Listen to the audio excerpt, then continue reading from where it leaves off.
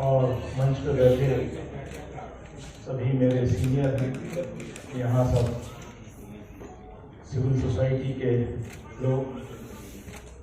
अशोक पांडे जी ने बहुत अच्छी बात करी, रतनलाल जी कहकर के चले गए। मैं बाकी लोगों के भाषण पूरी तरीके से नहीं सुन पाया, डी राजा साहब ने मेरे सामने बात की। मैं इन सब की बातों को तारीफ करते हुए उससे भी आगे की बात, क्योंकि वो बातें मैं रिपीट करना नहीं चाहता। ये बात सही है कि पॉलिटिकल पार्टीज को तय करना पड़ेगा, खाली जिम्मेदारी सिविल सोसाइटी की नहीं है। और पॉलिटिकल पार्टीज को ये नहीं होना चाहिए कि सिर्फ चुनाव जीतने के लिए हम अपनी आइडियोलॉजी के साथ कॉम्प्रोमाइज करें। जब तक हम अपनी आइडियोलॉजी पर चट्टान की तरह खड़े होकर के नहीं लड़ेंगे तो तब तक कर्नाटक और तेलंगाना जैसे रिजल्ट नहीं आएंगे। कर्नाटक में सिविल सोसाइटी के साथ मिलकर के आइडियोलॉजी पर लड़े तो कर्नाटक में संघ परिवार का हिंदुत्व जो है वो डूब गया। वहां उन्होंने खूब चलाया था, हनुमान जी को भी ले आए थे कि ये उनके बारे में ऐसा कहा, राम को भी लाए थे, लेकिन वहां नहीं चला, तेलंगाना में नहीं चला। आप जाकर के एजेंडा आपका मध्य प्रदेश में बदल गया, उसी फ्रॉडों के बीच में जाकर के आप भी नतमस्तक हो गए, तो वहां की जनता ने कहा कि यार बहुत सीधी सी बात है, जब कॉन्स्टिट्यूशन क्लब के बाहर से निकलेंगे तो एक लोकल हलवाई की दुकान है और दूसरी नाथू स्वीट्स है। ऐसी बात है, हल्दीराम की दुकान पे जाएगा, ब्रांड के पास जाएगा, तुम्हारे पास बहुत गलत बात कह रहा हूं। होता क्या है कि जो सिविल सोसाइटी के लोग जो रात दिन लड़ रहे हैं, माफ कीजिए, सियासी लोगों में बहुत कम लोग हैं। किसी ने सही कहा कि अगर कोई लड़ रहा है आज की डेट में तो हकीकत है। मैं तो बहुजन समाज पार्टी का एमपी हूं, अभी एक्सपेल नहीं हुआ हूं, खाली सस्पेंडेड हूं। मैं उसके बावजूद कह रहा हूं ये बात, और आज से नहीं कह रहा, मैं पिछले 5 साल से इस बात को कह रहा हूं कि पार्लियामेंट के अंदर इस 17वीं लोकसभा में फारूक सानिया मौजूद हैं, अंदर भी और बाहर भी। अगर कोई लड़ रहा है, हेडोन लेकर के लड़ रहा है, सब चीज अपनी कुर्बान करके, तो वो राहुल गांधी लड़ रहा है। अब उनकी पार्टी कितना उनके साथ खड़ी है, उनके लोगों ने, अब जो आप जैसे लोग हैं, आप यहां कर्नाटक में जाकर के महसूस किया इलेक्शन में कि हाँ हम मेहनत कर रहे हैं, तो हमारे उसूलों पर यह लड़ाई लड़ी जा रही है। वो लड़ाई जीती, वो जंग जीती, लेकिन वो काम मध्य प्रदेश में। बात सही है कि मुसलमान आज की डेट में ऐसा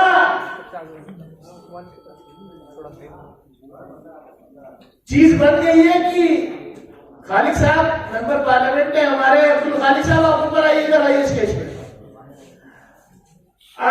ऐसी चीज बन गई है कि सबसे आसान तरीका है खाली मुसलमान को दिखाओ और बाकी कोई बस। हल्द्वानी की घटना कल घटी है,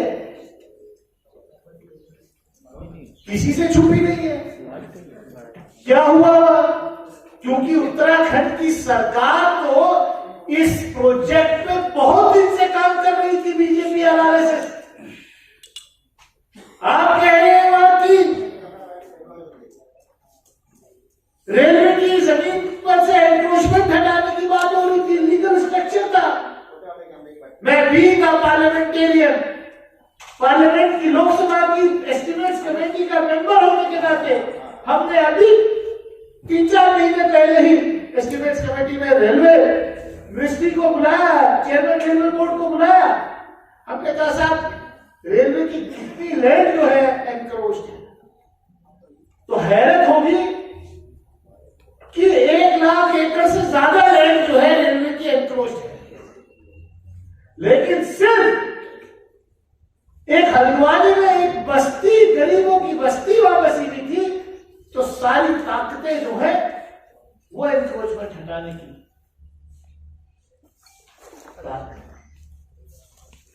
और ये तरीका है क्या? मैं वायलेंस के खिलाफ हूं, हर तरीके के वायलेंस के खिलाफ हूं। Violence has no place in civilised society. लेकिन जिस तरीके से वहां कल की तस्वीरें सामने आ रही हैं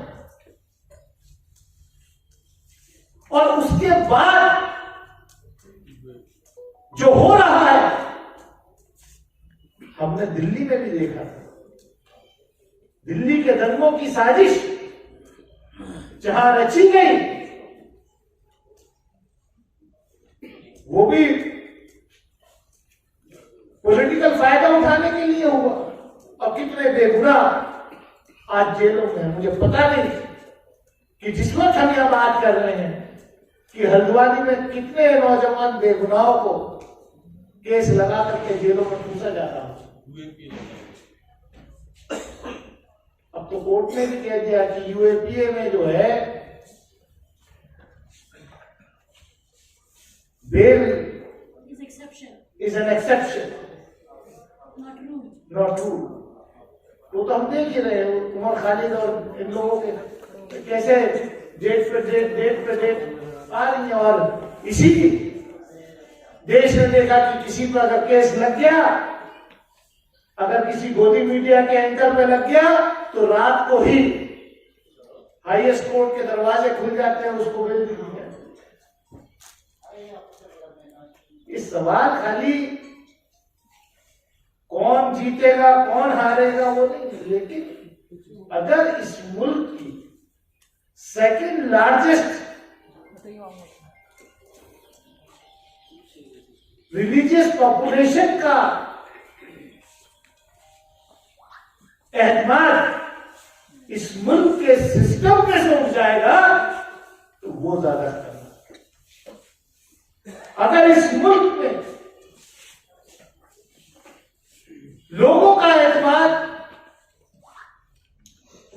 उनके वोट देने की प्रक्रिया से उठ जाएगा, तो इस मुल्क के लोकतंत्र पे से विश्वास हो जाएगा। और आज यही हो रहा है। ईवीएम की बात हो रही है। हमसे कहा कि साहब आप तो ईवीएम के जरिए जीत के आए थे, क्योंकि हम ईवीएम के खिलाफ।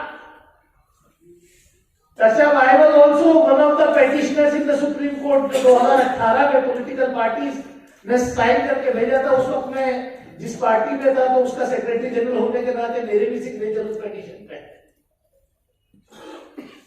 मैंने सर्टिफिकेट लेते वक्त, जब मुझे लोकसभा में के इलेक्शन का सर्टिफिकेट दिया रिटर्निंग ऑफिसर ने, और बाहर जब मीडिया वाले ऐसे ही आपके बोले साहब क्या, मैंने कहा सबसे पहला मैं जाकर के पार्लियामेंट के अंदर मुझे मौका मिलेगा तो मैं ईवीएम के विरोध में अपनी बात रखूंगा। और मैंने रखी पार्लियामेंट के अंदर, लोकसभा के अंदर। इस 5 साल के टेन्योर में 3 बार ईवीएम के खिलाफ हमने लोकसभा में बात। चलिए साहब ईवीएम भी ठीक कर देंगे, लेकिन कोई मसीह की तरह कोई मसीहा आ गया और हाथ से बैलेट से भी अगर चुनाव होने लगे तो क्या होगा, जैसे चंडीगढ़ के मेयर इलेक्शन में हुआ। तो जब पूरा सिस्टम ही हाईजैक आप करना चाहते हो, सारी संवैधानिक संस्थाओं को बर्बाद कर दिया आपने, तो कहां जाएगा आप आदमी? ये वोट का अधिकार बड़ी मुश्किल से मिला। मैं ज्यादा कुछ ना कहते हुए मैं इतना ही कहूंगा अदीब भाई, मायूस होने की जरूरत नहीं है। इंशाअल्लाह लड़ाई लड़ी जाएगी। मुझसे भी बहुत लोग कहते हैं कि साहब, और वेलविशर है वो सब, कि राय साहब जरा हल्के, आप डरते नहीं, आप जो ज्यादा जज्बात में रहे। मैं तो परसों भी जब रास्ता मौजूद थे, प्राइम मिनिस्टर रिप्लाई दे रहे थे हाउस के अंदर, जब वो माफ कीजिए ये मेरे मुल्क का प्राइम मिनिस्टर जब इतना हल्का भाषण अगर मेरे सामने लोकसभा में करेगा तो मैं तो अपना फर्ज समझता हूं कि मैं खड़े होकर के उसका विरोध क्यों करूं। मैंने किया और जोरदार तरीके से किया।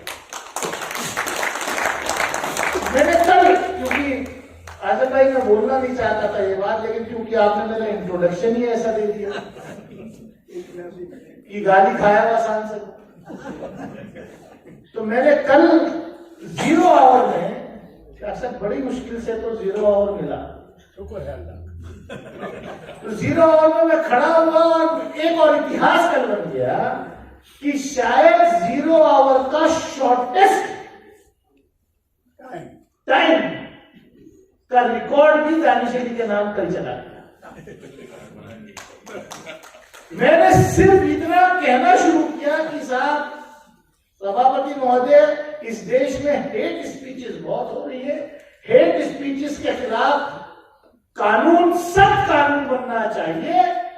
और संविधान निर्माताओं ने जब संविधान बना रहे थे उन्होंने ये सोचा भी नहीं होगा, और मेरा माइक ऑफ कर दिया क्योंकि वो समझ गए कि जो मैं कहने जा रहा था अगला सेंटेंस वो मैंने कहा, लेकिन वो माइक पे नहीं कहा, लेकिन आवाज इतनी थी कि वो सुन नहीं लिया कि ये जब देश का संविधान लिखा जा रहा था तो संविधान निर्माताओं ने कभी ये ख्वाब में भी नहीं सोचा होगा कि इस सदन के अंदर आकर के इलेक्टेड रिप्रेजेंटेटिव मेंबर लोकसभा जो है यहां पर गाली देंगे। तो ये भी रिकॉर्ड पे जाने के लिए, ले जाने के लिए अलाउड नहीं है। अब हालत जब पार्लियामेंट के अंदर ये हो जाए कि आप अपनी बात भी ना कह सके, बाइक ऑफ कर दिया जाए, जब रिटर्निंग ऑफिसर जो है बैलेट पेपर जो है वो खराब करके चुनाव, तो क्या बचा क्या है? लड़ाई लंबी है, लड़ाई लड़नी पड़ेगी और इंशाअल्लाह हम लोग तैयार हैं। आने वाले वक्त में मायूस होने की जरूरत बिल्कुल नहीं है। इंशाअल्लाह ईमानदारी से लड़ाई लड़ी जाएगी। बहुत बहुत शुक्रिया। जय हिंद।